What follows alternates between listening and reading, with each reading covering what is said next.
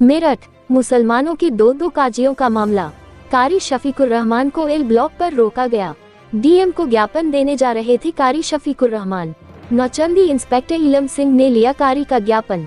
कारी के साथ कल शाही जामा मस्जिद में हुई थी अभद्रता। शहर काजी की मौत के बाद काजी की कुर्सी का विवाद। हमारे चैनल को हाजी दिलशाद सैफी। किस लिए आज इकट्ठे हुए, यहाँ पे क्या मसला है? कल जामा मस्जिद की जो घटना है, कारी शफीकुर रहमान साहब जो शहर काजी हैं, उनके साथ जो बदतमीजी और जहालत उन लोगों ने वहाँ की है, चंद लोगों ने, 6 या 7 लोग थे वो, ये बड़े शर्म की बात है। और धर्मगुरु किसी भी मजहब के हों, किसी भी समाज के हों, इससे कोई फ़र्क नहीं पड़ता, वो धर्मगुरु हैं। हमें सभी का सम्मान करना चाहिए। और वहाँ उससे भी ज़्यादा अफसोस की बात यह है कि जो वहाँ ज़िम्मेदार हजरात थे, उन्होंने उसमें इंटरफेयर करना मुनासिब नहीं समझा। ये बड़े शर्म की बात है। हमने उन लोगों के लिए कानूनी कार्रवाई की मांग की है। हम अमन पसंद लोग हैं, कानून के मानने वाले हैं, और कानून से ही, प्रशासन से ही शिकायत करेंगे कि उस पर कार्रवाई की जाए। आज हम लोग यहाँ इकट्ठा हुए हैं कि डीएम साहब को हमें ज्ञापन देना था, लेकिन एसडीएम साहब यहीं पे ज्ञापन लेने आए, तो उनका बहुत बहुत शुक्रिया कि यहाँ आए। अब हमारा सबसे पहला जो मुतालबा है वो ये है कि उन लोगों पे कानूनी कार्रवाई होनी चाहिए। और जिस तरीके से कारी शफीकुर रहमान साहब इससे पहले खिताब करते आए हैं जामा मस्जिद में और शाही ईदगाह में, वो ऐसे ही कंटिन्यू, उसमें कोई नई प्रथा लागू ना हो और वो उसी तरीके से खिताब वहाँ फरमाएँ। अच्छा, वहाँ के लोगों का ये कहना है जी, जिम्मेदार लोगों का कि पहले काजी साहब ने उनको इजाज़त दी थी बयान करने की जी, लेकिन अब नए काजी अगर देते हैं इजाज़त तभी वो करेंगे, क्योंकि नया निज़ाम है। तो नए काजी को हम मानते ही नहीं। मेरठ का आवाम नए शहर काजी को, डॉक्टर प्रोफेसर सालिकीन को मानते ही नहीं, चूँकि उनको जिस तरीके से बराबर में उनके वालिद की मैयत रखी हुई है और चंद मुट्ठी भर लोगों ने उनका चयन किया है, वो प्रक्रिया उनकी गलत है। इसका चयन दोबारा होना चाहिए। ये ज़रूरी नहीं है कि आप कारी शफीकुर रहमान साहब को बनाएं। अगर उनसे कोई बड़ा आलिम है, आप उनको बनाएं। हम इसमें इस पक्ष में नहीं है कि सिर्फ कारी साहब ही बने, कोई भी बने, लेकिन उसके लिए जो लायक है वो ही बनने चाहिए। वो उस लायक नहीं है उस ओहदे के। मेरा नाम इकराम बालियान, पूर्व उपाध्यक्ष नगर निगम। इकराम भाई, क्या मसला है? क्यों ये दो घरों में मतलब शहर बढ़ता हुआ नजर आ रहा है? ये बड़े दुख की बात है कि जो एक आलिम दीन का मसला है उसे राजनीति में बांट लिया। राजनीतिक लोगों को इससे नहीं जुड़ना था, आलिम दीन को जुड़ना था। कौम की बदनामी हो रही दूर तक, इससे पूरे समाज को नुकसान है।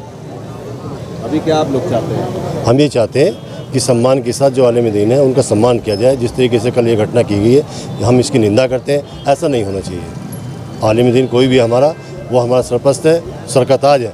हम उसका मान और सम्मान कौम बरादरी में नहीं होता, वो आलिम दीन पूरी कौम के लिए होता है। तो अभी जैसे अगला जुमा रहेगा, नमाज के लिए क्या लोगों का? मेरा अपने समाज जो कौम है उसके जिम्मेदार लोगों से गुजारिश है कि इसे मिल बैठकर ऐसे हालात पैदा ना हो जिससे आपस में ये मनमुटाव हो, बैठ के इसे हल कर दिया जाए। देखिए, बड़े अफसोस की बात है कि 10 मार्च को हमारे शहर के काजी का इंतकाल होता है। बजाय हमें 3 दिन का शोक रखने के, हम इस कंट्रोवर्सी में पड़ गए कि शहर काजी की पगड़ी कौन।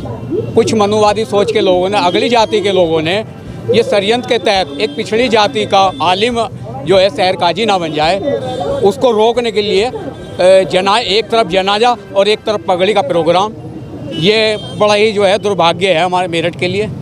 और हम उन आलिम के जो सम्मान में, जो 40 साल से जो इस मेरठ में जो है खिदमत करता रहे हैं, और हर हालात में जब जो इस शहर में जो कोई संकट के हालात बने हैं, कारी शफीकुर रहमान साहब जो है प्रशासन और जनता के बीच में रहे हैं। ऐसे शख्स को शहर काजी मुसल्लत कर दिया कुछ मनुवादी सोच के लोगों ने, अगली जाति के नेताओं ने, कि जिसको जो है ना तो दीन का पता है और ना ही जो है शरीयत के किसी कानून का पता है। आलिम का बेटा, ये ज़रूरी नहीं है कि आलिम का बेटा आलिम ही बने। आलिम की पढ़ाई करनी पड़ेगी। ये ज़रूरी नहीं है डॉक्टर का बेटा डॉक्टर बने, डॉक्टर की उसको पढ़ाई करनी पड़ेगी। तो ऐसे लोग, इसके लिए जो है हम उसकी मुखालफत करने के लिए जो है उनके फैसले को नकारते हैं। और हम प्रशासन से मांग करते हैं, जो कल जुमे के दिन कारी शफीकुर रहमान शहर काजी साहब के साथ जो है बदतमीजी की है, उनके खिलाफ जो है चिन्हित करके प्रशासन कानूनी कार्रवाई करे और पुरानी प्रथा को लागू करे। एक और तो देखिए, जैसे कि ये कहा जाता है कि तमाम उलमाओं का ये इत्तेफाक है हनफी मसलक के मुताबिक कि हम जिसके अंदर जिसकी दाढ़ी सुन्नत के अकॉर्डिंग नहीं है वो ना अजान पढ़ सकता, ना तकबीर पढ़ सकता, ना नमाज़ पढ़ सकता। जब ये भी नहीं कर सकता, ना इमामत कर सकता, मतलब नमाज से मतलब इमामत नहीं कर सकता, तो फिर शहर काजी क्यों बन सकता है? ये तो एक सरासर गुंडागर्दी चल रही है और दीन में को हाईजैक कर लिया गया, जबकि अल्लाह और उसके रसूल के बिल्कुल जस्ट खिलाफ ये काम किया गया। इसीलिए हम यहाँ इकट्ठे हुए हैं और हम इसका एतराज़ करते हैं। और ये जो राजनीतिक पार्टियाँ हैं जो षड्यंत्रकारी हैं, खासकर समाजवादी पार्टी, हम उन्हें दिखा देंगे कि हमारी तादाद क्या है। हम 80 नहीं है बल्कि 90 और 10 का रेशो है। हम ओबीसी के समाज के लोग 90% है, वो 10% है जो नुमाइंदगी करा रहे हैं। हमें ये एतराज़ नहीं है कि सालेकिन बने कोई बने, लेकिन वो आदमी बने जो इसके अहल हो। देखिए, मेरठ में जो ये घटना घटी है, एक इबादत गाह में कुछ शरारती तत्व गाली गलौज करते हुए दिखाई दे रहे हैं वीडियो में, तो ये बड़ी शर्मनाक घटना है। और वो भी मुस्लिमों के लिए। वैसे तो इल्ज़ाम लगाते थे भाई गैर मुस्लिम जो है मुस्लिमों के साथ में ऐसा व्यवहार कर रहे हैं। जब मुस्लिमों में भी इस तरीक़े का व्यवहार होगा तो आगे को दीन इस्लाम का जो कौल है, समता समानता न्याय बंधुता और स्वतंत्रता, वही हमारा संविधान कहता है, तो उसको बदनाम करने के लिए तो अपने भी तैयार हो गए हैं, तो कोई फ़ायदा नहीं है। तो इसीलिए उनको गिरफ़्तार किया जाना चाहिए, उन्हें जेलों में भेजना चाहिए कि ऐसी शरारत, ऐसे गंदगी इबादत गाहों में फिर कभी ना हो, ऐसी घटनाएं ना घटे। तो जो शहर काजी हैं वो देखिए, कोई भी आलिम और इस काबिल हो तो उनको बनाइए, नो प्रॉब्लम। एक शहर काजी का जो वर्चस्व है उसको बनाए रखने के लिए ये बहुत ज़्यादा ज़रूरी है। और दारुल उलूम देवबंद इसके ऊपर ज़्यादा सख्ती से कार्रवाई करनी चाहिए, उसको इस ओर कदम उठाना चाहिए। मेरी तो यही है मंशा कि दारुल उलूम देवबंद का सबसे बड़ा इसमें रोल होना चाहिए, वक्फ बोर्ड का होना चाहिए।